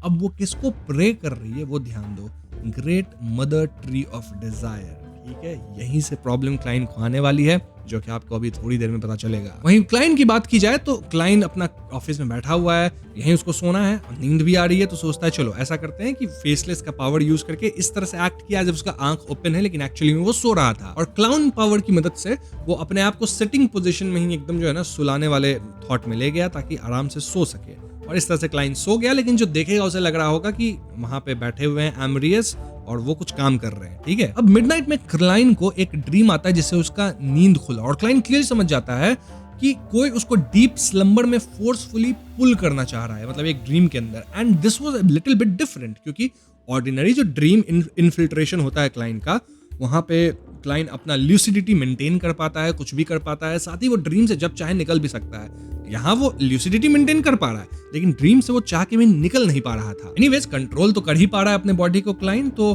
थोड़ा सा क्लाइंट अपनी आंखों को खोलता है और अपनी साइकी से उस ड्रीम को चीरते हुए अपनी असली शरीर को खामोशी से मूव करता है। फिर वो अपने जेब में हाथ डालता है ताकि वो 9th लो चार्म को टच कर सके। और ठीक उसी पल एक धुंधली सी फिगर थी जो कि कामली क्लाइंट को कहती है स्ट्रीमस्केप के अंदर ही, और वो ऐसा कुछ कहती है, एस्टन के मामले में दखल मत देना, ये एक वार्निंग है। ठीक है, तो मतलब ये वार्निंग दे रहा है और कह रहा है कि एस्टन के मामले में तुम बीच में मत आना। अब क्लाइंट सोचता है ये कौन है, और क्लाइंट पूछता है तुम हो कौन और तुम किसे रिप्रेजेंट करते हो। अब ये सुन के वो जो धुंधली फिगर थी वो थोड़ा सा हैरान हो जाती है, क्योंकि ड्रीम के अंदर यूजुअली कोई इस तरह से वापस रिप्लाई कर नहीं पाता, लेकिन क्लाइंट कर पा रहा है यहाँ रिप्लाई, मतलब एम्ब्रियस। तो ही वाज लाइक कि ठीक है, बिल्कुल वैसा ही जैसा तुमसे एक्सपेक्ट किया था हुआ है, तुम एक लॉ वीवर एम्ब्रियस हो, मतलब एक डेमी गॉड हो, और ऐसे सिचुएशन में भी ड्रीम के अंदर भी तुम अपनी ल्यूसिडिटी मेंटेन कर पा रहे हो, अपने होशो हवास में हो। उसे कौन बताए कि एम्ब्रियस जो था वो एक्चुअली में मेंटेन नहीं कर पाता ड्रीम के अंदर ल्यूसिडिटी, उसके अंदर ऐसी कुछ पावर नहीं है, ये तो क्लाइंट है जो कि ऐसा कर पा रहा है राइट। क्योंकि भले ही एम्ब्रियस का टाइटल लॉ वीवर है, पर वो इन सब चीजों में इतना माहिर नहीं है। एनीवेज, क्लाइंट यहाँ उसे कहता है कि तुम मेरे सवाल का जवाब दो, और वो धुंधली जो फिगर थी वो थोड़ा सा मुस्कुराई और बोली, तुम्हें ये जानने की जरूरत नहीं है कि मैं कौन हूँ। एक डेमिगॉड होने के नाते तुम्हें ये साफ होना चाहिए कि सब कुछ पहले से तय है, और वक्त के साथ भी ऐसा ही है। किसी एरा के फेट या वक्त के बदलते रुख को रोकने की कोशिश मत करो, वरना तुम सिर्फ इतिहास की एक कुर्बानी बनकर रह जाओगे। अब ये सब बात सुनता है क्लाइंट सोचता है एरा का फेट, वक्त का रूह, इतिहास की कुर्बानी, बड़े बड़े बातें हो रही है। तो क्लाइंट सोचता है कि एक मिनट, कहीं ये लोग ट्वाइलाइट हर्मिट ऑर्डर के मेंबर्स तो नहीं है मित्रों। और जैसे ही क्लाइंट को ये रियलाइजेशन होता है कि ये लोग एक्चुअली वहां से हो सकते हैं, तो क्लाइंट मन ही मन सोचता है कि अब मैं इस मामले में नहीं कूदूंगा, मेरा काम है 5 दिन एक्टिंग करना, मैं एक्टिंग करके निकलूंगा, कुछ भी छेड़छाड़ नहीं करूंगा, और जब एम्ब्रियस आ जाएगा ना उसको बता दूंगा भैया यहाँ क्या हुआ, वो डील करेगा, मैं यहाँ नहीं रहूंगा। और इस पॉइंट तक जो फिगर था ड्रीम के अंदर वो भी वैनिश हो जाता है और क्लाइन भी इस ड्रीम से बाहर निकल पाता है। अब भैया क्लाइन सोच रहा है कि ऐसा एग्जैक्टली क्या हो गया कि भैया ट्वाइलाइट हर्मिट ऑर्डर भी इस मामले में इन्वॉल्व है, मतलब कि एमरियस और एस्टन के साथ ये लोग इन्वॉल्व हो गए हैं। अब देखो क्लाइन को एम्परर रोजेल की डायरी से इतना तो पता चला था कि ट्वाइलाइट हर्मिट ऑर्डर में अलग अलग डोमेन्स, पोजीशंस और सीक्वेंस के मेंबर्स हैं। कुछ लोग तो ओरिजिनल क्रिएटर में इतना ज्यादा मानते हैं कि वो बस ट्वाइलाइट के आने और असली भगवान के जागने का वेट कर रहे हैं, पर बाकी सब सिर्फ अपना फायदा देख रहे हैं। ऐसे में अगर ऑर्गेनाइजर ने सख्त रूल्स नहीं बनाए तो जाहिर है कि मेंबर्स एक दूसरे को मिशन देते होंगे। शायद एस्टन जो प्लान कर रहा है उससे ट्वाइलाइट हर्मिट ऑर्डर के किसी मेंबर को फर्क पड़ रहा होगा, जिसे इसका पहले से ही पता चल गया था। उसने ये काम किसी दूसरे मेंबर को दे दिया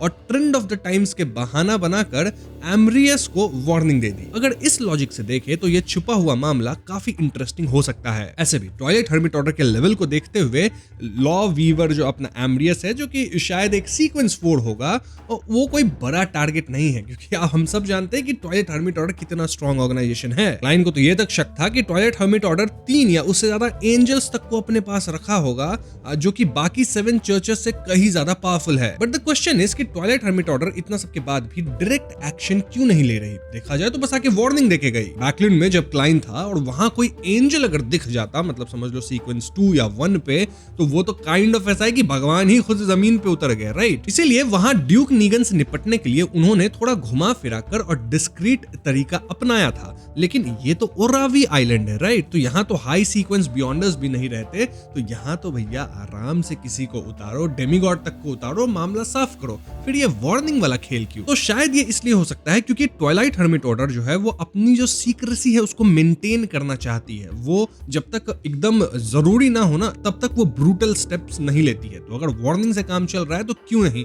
हम किसी को बिना मतलब क्यों खत्म करें? बात उछलेगी तो फिर काफी लोग इन्वॉल्व हो सकते हैं। अब क्लाइन ये सब सोच रहा है, साथ ही वो अपनी सुरक्षा भी सोच रहा था कि भैया मेरे बस 4 दिन और बचे हैं, यहाँ काटना है, आराम से काटूंगा, निकल लूंगा, इसके बाद एमरियस देखे कि क्या चल रहा है, उसका भाई एस्टन देखे, मैं इधर से निकल जाऊंगा। वैसे आपके मन में एक सवाल आ रहा होगा कि क्लाइन ड्रीम के अंदर ल्यूसिड रहता है, यहाँ भी था, लेकिन इस बार वो ड्रीम से एस्केप नहीं कर पाया, ऐसा क्यों हुआ? राइट, देखो कैप्टन डन थे ना, वो एक बार बताए थे कि एक नाइटमेयर जो होता है वो डायरेक्टली ड्रीम देख सकता है, इसलिए ऐसी गलती करना इम्पॉसिबल है। इसका मतलब जो विजिटर क्लाइन के पास आया था वो नाइटमेयर की बियॉन्डर पावर इस्तेमाल नहीं किया था, बल्कि वो कुछ और यूज किया था। वो शायद क्लाइन को स्पिरिट वर्ल्ड के जरिए लोकेट किया होगा, या फिर क्लाइन का लोकेशन जानने के बाद उसने कलेक्टिव सबकॉन्शियस का समुद्र का यूज किया होगा, जैसे मैम डैली ने बताया था, ताकि वो डायरेक्टली क्लाइन के बियॉन्डर पावर्स को इन्फ्लुएंस कर सके। हाँ, शायद ये रीजन हो सकता है जो कि क्लाइन सोच रहा है, but he is not sure. अब क्लाइन को याद आता है कि एम्परर रोजेल की डायरी में लिखा था कि जब उन्होंने उस सस्पेक्टेड ट्वाइलाइट हर्मिट ऑर्डर में पार्ट लिया था तो उनकी एंट्री एक रियलिस्टिक ड्रीमस्केप के जरिए हुई थी जो पूरे कॉन्टिनेंट में फैला हुआ था। एक रियलिस्टिक ड्रीमस्केप, कहीं ना कहीं बातें कनेक्ट हो रही हैं, इफ यू कैन अंडरस्टैंड। खैर जो भी हो, सपना टल गया, क्लाइन सो गया, चिल किया थोड़ा। अगले दिन क्लाइन सुबह उठता है, सिंथिया की मदद से ड्रेस वगैरह पहना, बढ़िया ब्रेकफास्ट खाया, ऑफ कोर्स एमरियस का ब्रेकफास्ट होगा, अच्छा ही होगा। देन कर्नल्स और एडमिरल्स के साथ बाहर निकला ताकि शिप को देख सके, ट्रेनिंग ग्राउंड्स को देख सके, स्टोर्स को देख सके। क्लाइन यहाँ एमरियस की तरह ही बात कर रहा है, सबसे इंटरैक्ट भी कर रहा है, कोशिश कर रहा है इंटरैक्शन एंड क्वेश्चंस कम रहे। वैसे एमरियस वहां इसको क्लाइन को एक नोटबुक देके गया है जिसमें काफी चीजें लिखी हैं, जिसको कंसल्ट करके क्लाइन वो सारी बातें समझ सकता है जो कि एमरियस से पूछी जा सकती है और उसका रिप्लाई भी कर सकता है। इन शॉर्ट क्लाइन सब कुछ रूटीन के हिसाब से कर रहा था। इनफैक्ट क्लाइन यहाँ ओरावी नेवल बेस को भी विजिट करता है और शाम में वो लुआन के साथ वहां से वापस आता है। अब ये सब एक्टिंग करना क्लाइन के लिए काफी आसान था, क्योंकि यहाँ पे क्या है कि क्लाइन एज एमरियस कहीं ना कहीं लीडर है, सबसे ऊपर पोस्ट पे है, राइट? तो उससे ज्यादा कोई सवाल करेगा नहीं, और अगर क्लाइन जवाब नहीं भी देना चाहे तो कोई प्रॉब्लम नहीं है। लेकिन भैया घर पे तो अपनी बीबी सिंथिया के पास आना है ना, वो तो सवाल करेगी, और वो तो डेस्परेट हो रखी है अलग से। तो ये अब क्लाइन को डील करना है, लेकिन इसका भी एक सॉल्यूशन क्लाइन ढूंढ लिया था। वहीं सिंथिया की बात की जाए तो वो खामोशी से अपने बेडरूम में वापस आई। उसने वो छोटा सा ब्लैक राइनोसोरस हॉर्न पेंडेंट निकाला और एक मेटालिक प्लेट से उसे घिसकर थोड़ा सा पाउडर निकाल लिया। फिर उसे एक सफेद पोर्सिलन टी कप में गर्म पानी के साथ मिक्स कर दिया उस पाउडर को, और फिर मदर ट्री ऑफ डिजायर का ऑनरिफिक नेम 7 बार ली वो, और लगभग 1 मिनट तक वेट करी और फिर टी कप में जो पानी था जिसमें वो मिलाई थी पाउडर उसे पी गई। एनीवेज, तो अब तक क्लाइन पहुंच चुका है सिंथिया को। देखता है कि सिंथिया अभी तो फिलहाल नॉर्मल क्लोथ्स में पहनी है, लेकिन वो कुछ ज्यादा ही अट्रैक्टिव दिख रही है। क्लाइन को पता था कि फिर वो एडवांसेस करेगी आज, और इससे पहले सिंथिया कुछ करती, वो सीधा बोलता है क्लाइन कि देखो आज मुझे नहाना वगैरह नहीं है, मैं अपने ऑफिस रूम में अकेले जाऊंगा क्योंकि मेरे साथ कुछ अनएक्सपेक्टेड हुआ है जिससे मुझे रिकवर करना है। ये कह के क्लाइन अपने नेक पे एक घाव दिखाता है जो कि ऑफ कोर्स वो अपने फेसलेस पावर का इस्तेमाल करके बनाया होगा, और ये प्लान वो ऑलरेडी डिस्कस किया था एमरियस से कि ऐसा मैं कुछ करूंगा, मतलब एमरियस ही सजेशन दिया था। तो हाँ, अब घाव आ गया है, चोट लग गया है, तो क्लाइन कहता है कि अब मेरे को रिकवरी में 2-3 दिन लगेगा। रिकवरी के लिए मुझे एकदम सॉलिट्यूड चाहिए ताकि मैं एकदम अकेले में रहूं, कोई मुझे डिस्टर्ब ना करे। 2-3 दिन बाद आई विल बी रिकवर्ड, फिर मतलब जो भी होगा होगा। अब ऐसे सिचुएशन में थोड़ी कोई डेस्परेट होगा, तो सिंथिया भी वरीड हो गई, कहती है ठीक है आपको जो चाहिए वैसा आपको मिलेगा। एंड सिंथिया को एक बात पता था कि एडमिरल जो है वो नॉर्मल इंसान तो नहीं है, अपने दिल में बहुत बातें छिपाते हैं, उनके पास कुछ पावर्स है और कुछ ऐसी चीजों से वो डील करते हैं जहां ऐसी चोट लग सकती है। तो यही सब सोचते हुए सिंथिया कहीं ना कहीं सो गई, और इसी बीच उसने महसूस किया कि उसका डाइजेस्टिव सिस्टम जो था सिंथिया का वो गर्म हो रहा है और उसकी पूरी बॉडी भी थोड़ी हीटअप होने लग गई थी। अपने सपने में उसने एकदम पिच ब्लैक आसमान देखा जो चमकते हुए सितारों से भरा था। उनमें से एक सितारे ने शायद उसकी गेज को नोटिस कर लिया था क्योंकि वो अचानक और भी ज्यादा जोर से चमकने लगा। कमिंग टू क्लाइन, उस दिन तो क्लाइन आराम से सो गया और अगले दिन से भी वो चिल था क्योंकि इस घाव का बहाना करके अब उसे काम पे भी नहीं जाना है, सिंथिया से भी ज्यादा इंटरेक्ट नहीं करना है, बस अपना जो घर में ऑफिस है ना, ऑफिस रूम उसके अंदर मस्त एंजॉय कर रहा है, आराम से बैठा है, एक्टिंग कर रहा है, सारी प्रॉब्लम रिजॉल्व हो गई है। एटलीस्ट क्लाइंट को लग ऐसा रहा है क्योंकि प्रॉब्लम्स अभी आने वाली है मित्रों। अब दिन में लुआन जो था सेक्रेटरी, वो आता है क्लाइंट के ऑफिस में और वो बताता है कि बैकलैंड से एक टेलीग्राम आया है। टेलीग्राम में था कि मिस्टर एस्टन जो है, मतलब जो एमेरियस के भाई हुए, उनको गवर्नर जनरल की पोस्ट से हटा दिया गया है और उनकी जगह टेम्पररी सिटी काउंसिल के चेयरमैन को चार्ज दिया जाएगा। सुना है कि नए गवर्नर जनरल आज ही पहुंचने वाले हैं। अब जैसे ही क्लाइन ये बात सुना, उसे समझ में आ गया कि क्या यही कुछ था एस्टन का हटना, यही कुछ ट्वाइलाइट अर्मिट ऑर्डर प्लान कर रहा है, जिसमें ट्वाइलाइट अर्मिट ऑर्डर चाहता है कि एमरियस इसमें पार्टिसिपेट ना करे, इसमें कुछ दखल अंदाजी ना करे। तो हाँ, क्लाइन भी कुछ नहीं बोलता, बस कह देता है कि ठीक है मुझे पता है इस बारे में। ये सुन के लुआन गया बाहर एंड देन लुआन थोड़ी बात वापस अंदर आता है नॉक करके, सेइंग कि मिस्टर एस्टन जो है वो एक्चुअली में एमरियस से मिलना चाहते हैं, मतलब क्लाइन से। अब क्लाइन सोच रहा है भैया ये क्यों आया, वो अब क्या बोलेगा, क्या करेगा। और ट्वाइलाइट अर्मिट ऑर्डर से वार्निंग मिलने के बाद क्लाइन को अब तक समझ आ गया होगा कि मामला एक्सपोज हो चुका है। टारगेट पहले से ही तैयार है, तो उसके कंजर्वेटिव नेचर को देखते हुए इमेजिन करना मुश्किल नहीं है कि उसका फैसला क्या होगा। हालांकि जो मतलब अपना एमरियस है वो फैमिली को बहुत ज्यादा वैल्यू देता है। उसने तो एस्टन के बारे में कुछ इंटरेस्टिंग बातें भी बताई थी, जिससे साफ पता चलता है कि इस मामले में अपने छोटे भाई के लिए उसकी फिक्र और प्यार छुपा हुआ है। उसे कैनिबिस और टोबैको पसंद नहीं है और ड्रिंकिंग वो सिर्फ सोशलाइजेशन के लिए करता है। ये सब एमरियस के बारे में क्लाइन सोच रहा है। और इन जनरल एमरियस के अंदर कोई बुराई नहीं थी, जस्ट दैट थोड़ी खूबसूरत औरत देखता था तो उसके चक्कर में पड़ता था। Apart from that he is a perfect man, family के बारे में सोचता है। तो अगर एमरियस को रियल लाइफ में ट्वाइलाइट अर्मिट ऑर्डर से वार्निंग आया होता तो वो अपनी फैमिली को बचाने के लिए वही करता जो कि अर्मिट ऑर्डर चाहती है, यानी कि दखल अंदाजी ना करता। तो इसलिए क्लाइन भी यहाँ दखल अंदाजी नहीं किया। समझ रहे हो, एक्टिंग का ये कोर कॉन्सेप्ट है कि आपको उस आदमी की तरह सोचना पड़ता है और उसी तरह से बिहेव करना पड़ता है। तो हाँ, एस्टन जो कि अब क्लाइन से मिलने आया है, तो क्लाइन उससे मिलता नहीं है, मतलब एज एमरियस नहीं मिलता है और कह देता है कि मुझे और भी काम है, तुम मेरे भाई के लिए बस टिकट खरीद के उसे बैकलैंड भेज दो। ऐसा वो लुआन को कहा, अपने सेक्रेटरी को। हाँ, थोड़ी देर बाद एस्टन चला गया और जाते जाते वो बस ये बोल गया कि एमरियस बहुत कोल्ड नेचर का आदमी है। लेकिन क्लाइन अंदर से समझता है कि इसी कोल्ड नेचर के कारण वो कहीं ना कहीं एस्टन की जान बचा रहा है। टॉयलेट अर्मिट ऑर्डर अब आके हमला नहीं करेगी। इसके बाद क्लाइन गया, सिंथिया को इस बारे में बताया और बाकी सब स्मूथ ही चला, कुछ इश्यू तो नहीं हुआ। उस रात फिर हॉट बाथ लेने के बाद क्लाइन अपने ऑफिस में गया और क्लाइन सोचा कि अगर मैंने कैरेक्टर में घुसने और फिर उसे डिटैच्ड रहने का कॉन्सेप्ट ना समझा होता तो शायद मैं खुद को ही खो देता। जैसा मैंने बताया था, एक्टिंग करना है, लेकिन एक्टिंग में इतना भी नहीं खो जाना कि अपने ओरिजिनल को ही आप भूल जाओ। समझ रहे हो बात? ये क्लाइन के पिछले जिंदगी के कुछ एक्टर्स जैसा है जो कैरेक्टर में इतने डूब जाते हैं कि खुद को उससे अलग नहीं कर पाते। होता है ना, बहुत लोग मेथड एक्टिंग करते हैं, हमारे यहाँ भी ऐसा ही कुछ। और इस वजह से कई लोगों को मेंटल प्रॉब्लम्स हो भी जाती है, इवन अर्थ पे हमारे यहाँ होती है। और एक बियॉन्डर के लिए तो मेंटल प्रॉब्लम्स और भी ज्यादा मैग्नीफाई हो सकती है। जब क्लाइन अपने दुख में डूबा हुआ था तब उसे एहसास हुआ कि वो खुद किस तरह का इंसान है। वो कभी नहीं सोचा था कि एक नेवी एडमिरल जो इतनी हाई स्टैंडिंग एंजॉय करता है, एक डेमीगॉड सेंट है, उसे भी ऐसी हेल्पलेसनेस और पेनफुल एक्सपीरियंसेस का सामना करना पड़ेगा। ताकत आपको सब कुछ दिला सकती है, पर ये हर चीज का सोल्यूशन नहीं है। नाउ क्लाइंट एमरस के कैरेक्टरिस्टिक को पूरी तरह से समझ गया था और एक्टिंग भी अच्छा कर रहा है। साथ ही वो अपने बारे में भी काफी क्लियर पिक्चर बना लिया था कि मैं कैसा इंसान हूं, मैं उससे कैसे अलग हूं। And this is true acting मित्रों, क्योंकि कहीं ना कहीं आप एक किरदार अच्छा निभा रहे हो लेकिन अपने आप को नहीं खो रहे हो, अपने आप को अच्छे से पहचानते हो।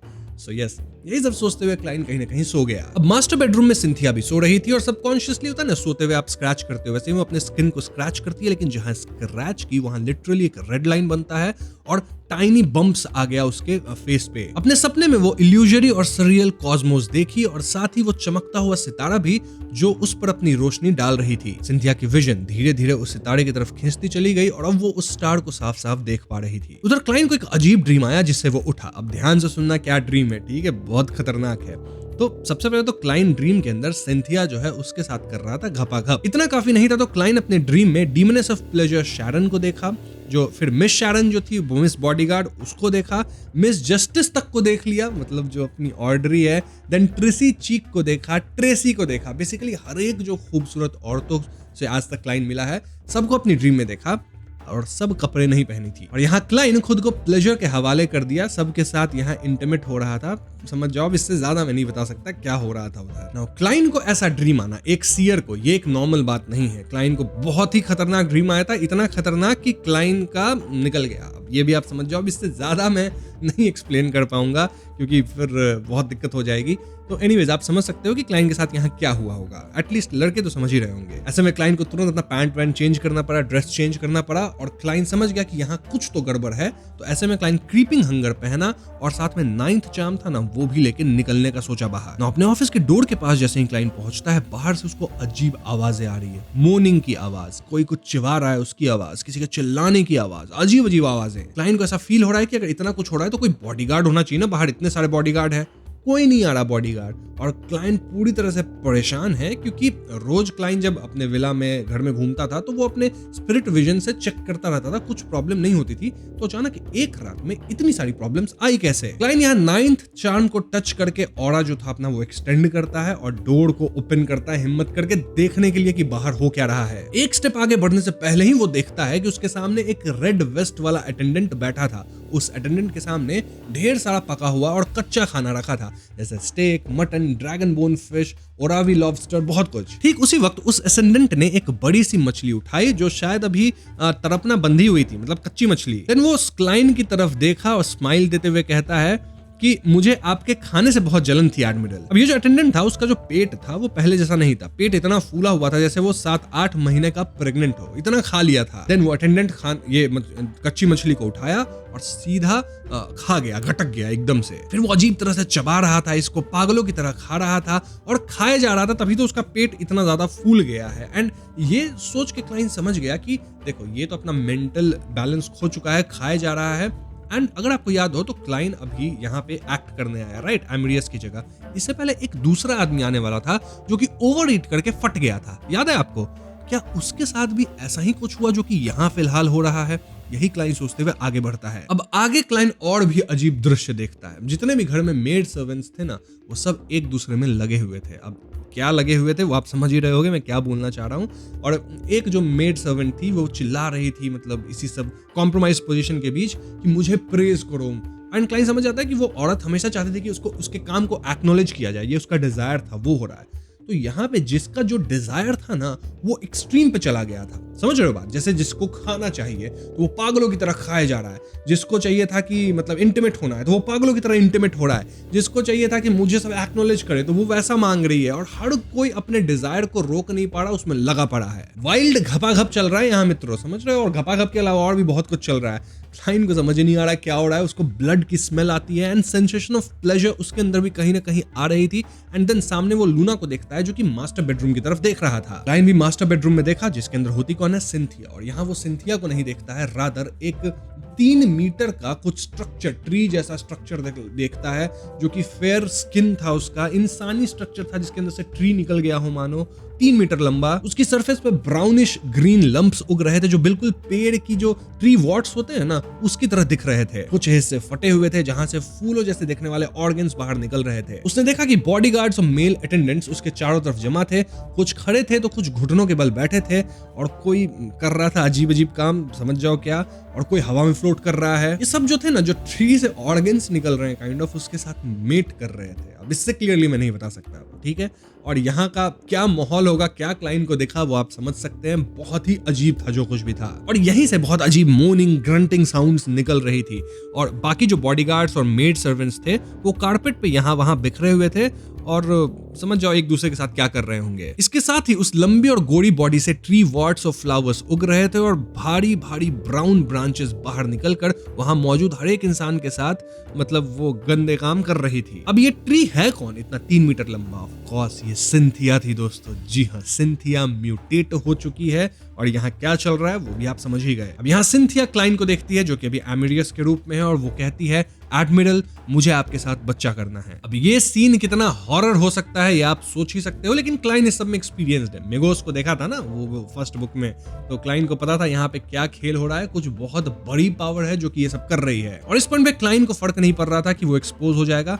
वो भैया अपना क्रीपिंग हंगर के बैरन ऑफ करप्शन वाला पावर का इस्तेमाल करता है जिससे सिचुएशन को कंट्रोल कर सके। लिटरली डिस्टॉर्शन पावर का इस्तेमाल किया, लेकिन इस पावर का सिंथिया पे या बाकियों पे कोई इफेक्ट नहीं हुआ। जहां क्लाइंट खड़ा था वहां से एक ब्राउन ट्री ब्रांच निकल आई, और उसके टिप पर एक चिपचिपा सा फूल खिल गया। वो फूल हद से ज्यादा बड़ा था, और खिलते वक्त ऐसा लग रहा था जैसे वो किसी इंसान को पूरा निगल जाएगा। भले ही क्लाइंट ने सदर्न कंटिनेंट के रेन फॉरेस्ट्स में कभी भी कैनिबलिस्टिक फ्लावर्स नहीं देखे थे, पर उसे ये पूरा यकीन था कि जो इतना डरावना अजीब सा फ्लावर होगा ना वो ऐसा ही होता होगा, और ये कैनिबलिस्टिक फ्लावर है। दीवारों, फर्श और छत पे भी ऐसी ही ब्रांचेस निकलने लगी, और अपने गीले फूल के साथ क्लाइंट का पीछा करने लगी। एक फूल तो सेक्रेटरी लुआन था ना, उसका हेड ही गल्प कर गया, और लुआन प्लेजर में मतलब उसको इतना अच्छा लग रहा है उसमें छटपटाने लगा। अब क्लाइंट समझ गया कि भैया यहाँ हो रहा है कुछ बहुत खतरनाक। वो यूज किया तुरंत 9th लॉ चार्म का। पहले क्लाइंट सोचा नहीं था कि इसको यूज करूंगा, सोचा था इसको बचाऊंगा, काफी अच्छा चार्म है, लेकिन अब सिचुएशन ही ऐसा है कि यूज करना पड़ेगा। अब यहाँ मैं थोड़ा आपको 9th लॉ के बारे में थोड़ा बता देता हूँ, चार्म के बारे में। तो ये कोई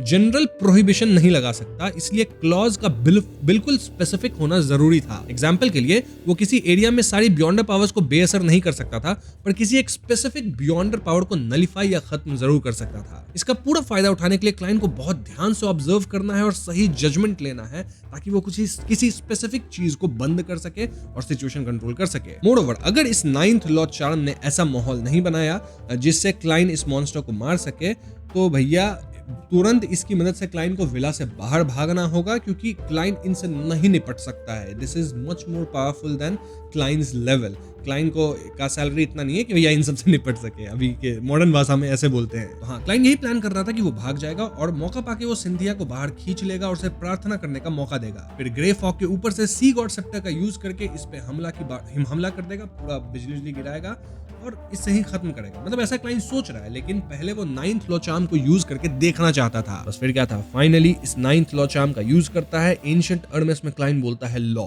चार्म को फेंका और सोचने लगा कि अब मैं क्या प्रोहिबिट करूं। उसका पहला रिएक्शन तो ये था कि वो हर तरह की डिजायर जो है, जो इच्छा पैदा होती है, उस पे ही रोक लगा दे। और वो जानता था कि ये बहुत जनरल हो जाएगा और शायद काम ना करे, इसलिए उसने सोचा कि क्यों ना सिर्फ बच्चा पैदा करने की इच्छा जो होती है, मतलब डिजायर टू प्रोक्रिएट, उस पे पाबंदी लगाई जाए। आखिरकार सिंथिया की पूरी कोशिश एडमिरल एमरियस के साथ एक बच्चा पैदा करने की ही थी। उसके आसपास जो भी असर हो रहा था वो इसी जुनून का नतीजा था। अब इसी दौरान क्लाइंट ये भी सोचता है कि देखो, सिंथिया बियॉन्डर तो थी नहीं, तो फिर वो ऐसे म्यूटेट हुई कैसे? मतलब कुछ तो यहाँ गड़बड़ चल रहा है, कहीं मेगोस जैसा ही कुछ सिचुएशन तो नहीं है। बाय द वे, चार्म यहाँ एक्टिवेट होता है और क्लाइंट दूसरा एक प्रोहिबिशन लगाता है, which was this place is prohibited from having any interaction with the outside world. तो आउटसाइड वर्ल्ड से जो इंटरेक्शन जो भी हो रहा था, क्योंकि बाहर से ही कुछ इन्फ्लुएंस हो रहा होगा, क्योंकि क्लाइंट ये बात जानता था, स्पिरिट विजन से देख लिया था कि घर में ऐसा कुछ आइटम तो था नहीं जिससे इतना कुछ खतरनाक हो जाए। तो बाहर से इंटरेक्शन है, तो रादर दैन प्रोक्रिएशन वाला लॉ को लगाने के वो ये लॉ लगा दिया कि बाहर से कोई इंटरेक्शन नहीं होगा ताकि इफेक्ट कम हो। जैसे ही ये इफेक्ट हुआ, क्लाइंट पे एक हमला भी होता और अचानक क्लाइंट के कानों में एक हल्की सी गूंज हुई और उसने देखा कि वो बिना किसी शक्ल वाली रोशनी जो पूरी तरह डिजायर से भरी हुई थी, वो कमरे से बाहर फेंक दी गई है। उसके तुरंत बाद उसकी आंखों के सामने वो सपनों जैसा और चमकता हुआ कॉस्मोस दिखने लगा, जहां हर तरफ चमकदार सितारे बिखरे हुए थे। नाउ ये जो दिखा है क्लाइन को, इससे कहीं ना कहीं क्लाइन पे हुआ अटैक, क्योंकि आप इस तरह से देख नहीं सकते अगर कोई डीटीज इन्वॉल्व है। एंड ध्यान रहे, क्लाइन के पास 9th लॉ चार्म का प्रोटेक्शन था, प्लस इन जनरल वो प्रोटेक्शन लेके चला था, और इसके बाद भी क्लाइन को बहुत चोट लगा। इतना चोट कि आईज जो उसकी थी ना, उसमें पूरी खून भर गई, एकदम ब्लड शॉट हो गया है। और इतने कम समय में ये सब हुआ कि क्लाइन के पास मौका भी नहीं था कि वो पेपर फिगरिन सब्स्टिट्यूट मार के यहाँ से निकल ले, वो भी नहीं कर पाया। तो क्लाइन इंजर्ड तो हो गया है। एंड एक तरह से देखा जाए तो अगर 9th लॉ चार्म नहीं होता तो क्लाइन का यहाँ गेम ओवर होता। अब क्योंकि प्रोहिबिशन लग गया था क्लाइन का ठीक ठाक, तो यहाँ पे जो बॉडी था सिंथिया का, जो कि पेड़ जैसा बन गया था, वो कहीं ना कहीं स्टॉप हो गया। लेकिन वो अब भी बोली जा रही थी कि I want to have a child, इसके साथ ऑफ कोर्स एमरियस के साथ, जो कि वो अभी क्लाइन को समझ रही है। अब जैसे ही क्लाइन थोड़ा संभला, अपने इंजरी से हल्का अपने आप को कंट्रोल में किया, वो सोचा कि तुरंत यहाँ से निकलते हैं, क्रीपिंग हंगर्स की पावर का इस्तेमाल करते हैं या पोजीशन स्विच करते हैं चुटकी बजा के, आग वाग लगा के। पर उसकी हाथ और बाजू जोर से बंधे हुए थे और वो काइंड ऑफ नाकाम रहा। अपनी क्लाउन पावर्स की वजह से उसने देख लिया कि वो ब्राउनिश ग्रीन वॉट्स जो हैं उसके पास आ रही थी क्लाइन की तरफ। घबराकर क्लाइन ने अपना रूप बदल लिया और वो एडमिरल एमरिस से गिरमिन स्पैरो बन गया, पर एक ऐसा गिरमिन स्पैरो जिसकी आंखें से खून निकल रहा था। वो बंधी हुई ट्री ब्रांचेस रुकी और मिस्टीरियसली उन्होंने अपनी पकड़ छोड़ दी। वो हवा में यहाँ वहां लहराने लगा जैसे किसी और चीज को पकड़ने की कोशिश कर रही हो। सिंथिया का सर निराशा और कंफ्यूजन से भर गया और बड़बड़ाने लगी, एडमिरल आप कहाँ गए, एडमिरल आप कहाँ चले गए। ऑफ कोर्स शायद ये एडमिरल पे टारगेटेड था, क्योंकि क्लाइन जैसे ही भेस बदला टारगेट चेंज हुआ। बिना किसी बाहरी दबाव के बैरन ऑफ करप्शन के डिस्टॉर्शन की वजह से उसके दिमाग में सिर्फ एमरियस के साथ बच्चा पैदा करने का ख्याल बचा था। इसी वजह से उसने गिरमिन स्पैरो को छोड़ दिया। क्लाइन तुरंत अपनी पैरों पर खड़ा हुआ और अपने दाहिने हाथ से अपनी आंखों को ढककर नीचे की तरफ झटका दिया,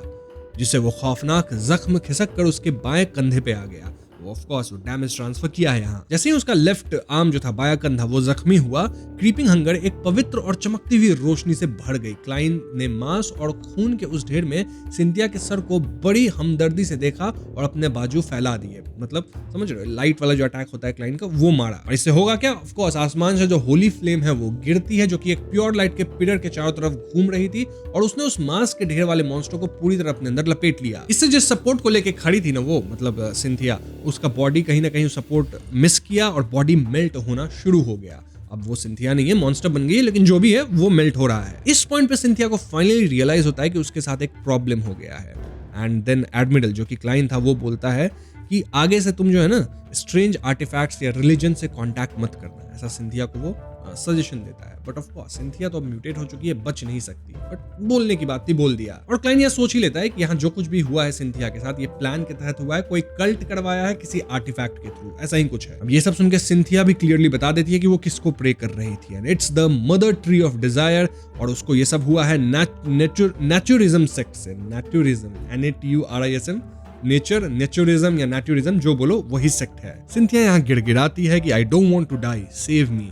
लेकिन क्लाइन बोलता है कि डेथ अंत नहीं है, तुम रिडीम हो जाओगी। और फिर क्लाइन सिंथिया पे एक और लाइट वाला अटैक करता है, बीम ऑफ लाइट, एंड जिससे सिंथिया का जो भी मांस वांस बचा था वो मेल्ट होके फाइनली वो खत्म हो जाती है। अब क्योंकि क्लाइन क्रीपिंग हंगर का इस्तेमाल किया है तो उसे क्रीपिंग हंगर को फीड करना होगा, राइट? रॉन्ग, क्योंकि क्रीपिंग हंगर इतने दिन से जो सील्ड स्टेट में है प्लस ग्रे फॉग में रहा है, तो अब क्लाइन का काइंड ऑफ वो बात भी मानने लगा है और हर बार उसे फीड करने की जरूरत नहीं है। तो ये एक टेंशन तो अभी क्लाइन को नहीं थी। होती भी टेंशन तो क्रीपिंग हंगर को वो ग्रे फॉग के ऊपर फेंक देता, बट अभी तो क्रीपिंग हंगर एक्ट आउट नहीं कर रहा। और क्लाइन यहाँ सिंथिया के स्पिरिट को भी चैनल कर सकता था, लेकिन वो हिम्मत नहीं किया, क्योंकि यहाँ ऑलरेडी बहुत बड़ा कांड हो चुका है। वो सोचो इसका स्केल क्या है, मैं भी बताता हूँ आपको। तो क्लाइन भले बच गया है इस सारी चीजों से, कहीं ना कहीं वो हरा दिया है जो भी यहाँ हो रहा था अजीब चीज, लेकिन सोच के एक बार देखो यहाँ हुआ क्या है। जिस एडमिरल की जगह, मतलब एमरियस जो है, उसकी जगह क्लाइन था, वो उसकी जो पत्नी है वो खत्म हो चुकी है, उसके घर में इतना नाटक हो चुका है, कांड हो गया है, मतलब एक बड़े ट्वाइलाइट हर्मिट ऑर्डर से उसका भाई ट्रांसफर हो गया। 5 दिन क्लाइन को रहना था जिसमें उसको कुछ नहीं करना था, बैठना था, और इस 5 दिन में इतना कुछ हो गया है। तो क्लाइन डर चुका है पूरी तरह से, एंड ही श्योर कि अब उसको प्रॉब्लम्स तो आएंगी ही। मतलब जब एमरियस लौटेगा तो वो सवाल जवाब करेगा। क्लाइन पता नहीं बच भी पाएगा या नहीं बच पाएगा, एमरियस उस पर हमला करेगा। And the most important question कि ये सब यहाँ हुआ क्या है, कौन करवाया है।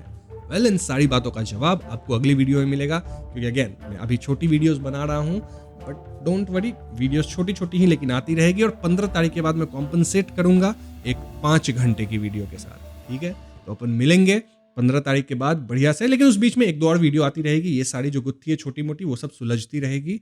एंड उम्मीद करता हूँ आपको ये वीडियो पसंद आई होगी। पसंद आई है तो वीडियो को लाइक और शेयर करें, साथ ही चैनल पे नए हैं तो हमें सब्सक्राइब भी कीजिएगा। I will see you guys in the next one. Peace out.